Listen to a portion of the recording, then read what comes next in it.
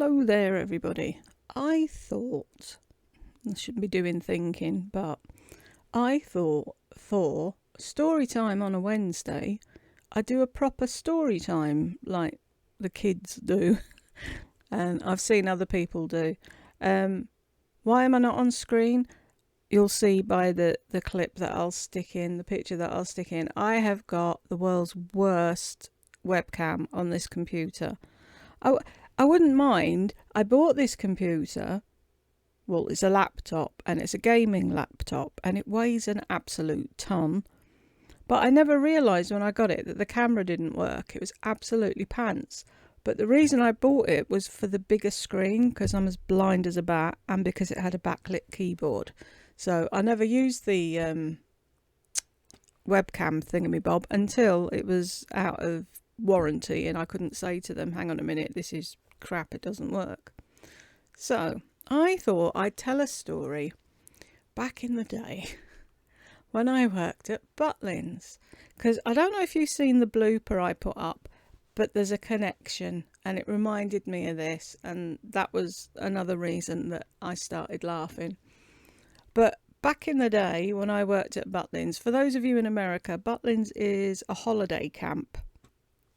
And I did a story about a young boy that went missing from a holiday camp, Butlins, the holiday camp in Scotland. But I worked at the one in North Wales, and it's where I met my hubby and all the rest of that happened. But my first year there, I was in a shed, as we called them, with 3 other girls. And I made a list earlier of what I was going to call people, so I didn't say people's real names. And you know, my memory is useless. So I shared with 3 other girls. We all had a room each, and in our room we had a sink, and then we shared a toilet and a shower. We all got on like a house on fire, which was great. And on the day I started, you do like an induction thing, and I got introduced to another person who started on exactly the same day as me. We'll call her Jenny. One of the 4 of us that were in my shed that I made good friends with, we'll call Susan.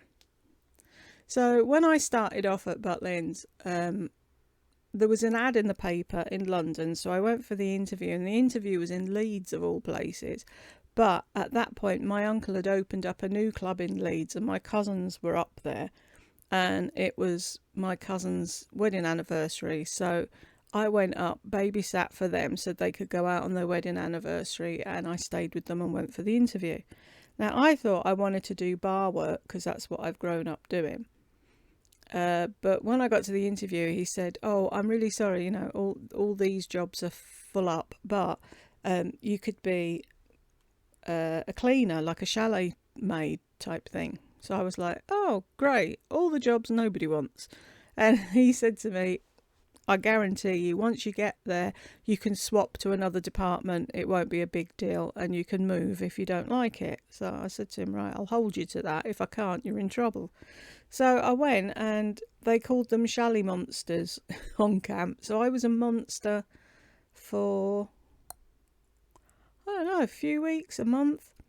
But then I saw in the middle of the fun fair was the shies, where you threw a hoop and won a toy. There was all different types of them, and they were on headphone thingamybobs, like tannoy type things, to get the people to roll up and play. And there was 2 people that worked on there, Kevin being one and James being the other.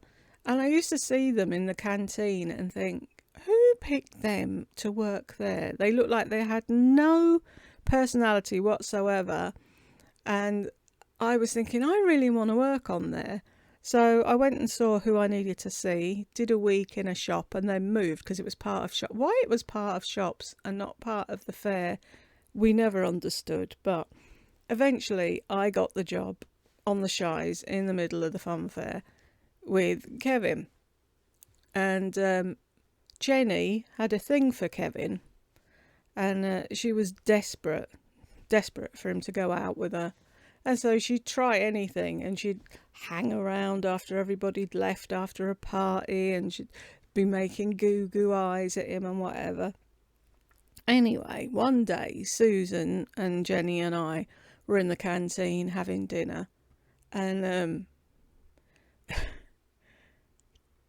Jenny said that Kevin had suggested they try some golden showers.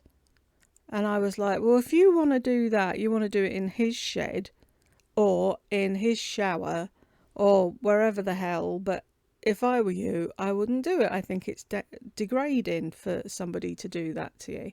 And if there's people out there that don't know what it is, it's when somebody pees all over you. Why anyone would find that in the remotest way a sexual thing, I have no clue, but some people do.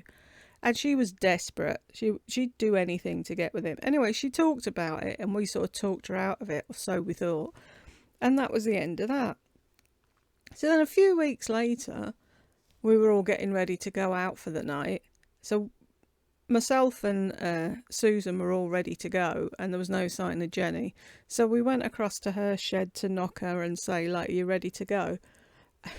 And the minute we walked in, Susan, being the kind of girl who didn't hold back, at the top of her voice went, it stinks of piss in here. And then looked at Jenny, covered her mouth, burst out laughing and ran away and left me there to deal with things. But yeah, I think you can gather what happened. But maybe you don't find it funny, but at the time it was hysterical and she was so embarrassed. And it's like, why? Why would you do that in a room with carpet and you didn't use a bin bag or so? I don't know. What would you do? Why didn't they do it in the shower? That's what I wanted to know. But anywho, that's one of my real stories of things that happened at Butlins. And if you look, Butlins is a family holiday destination. And I swear, if half the families knew what really happened behind the scenes, they'd never go. I mean, I remember when I was there was where I lived, there was a whole load of sheds together, and then just outside of it was this tunnel under a train track that got you to the other side of camp, so you didn't have to walk all the way around, but you had to like walk bent over like a 90-year-old to fit under there. So usually the holiday makers never went anywhere near it, you know. And I was going home from work one day, and there was a couple with their little boy, and he was saying, look, Mum, see over there, that's where all the girls live. And then if you go through that tunnel, that's where all the boys live, and they're not allowed to see each other. Yeah, if only you knew, little man. And he was saying, I bet at night time they all run backwards and forwards so that they can have fun with each other. And it's like, oh, bless innocence. But he was nearly right. Anyway, if you'd like to hear any more stories of things that happen at Butlins, just let me know, because it was quite a fun time. Anyway, thanks for listening if you did, and I'll see you all soon. Bye.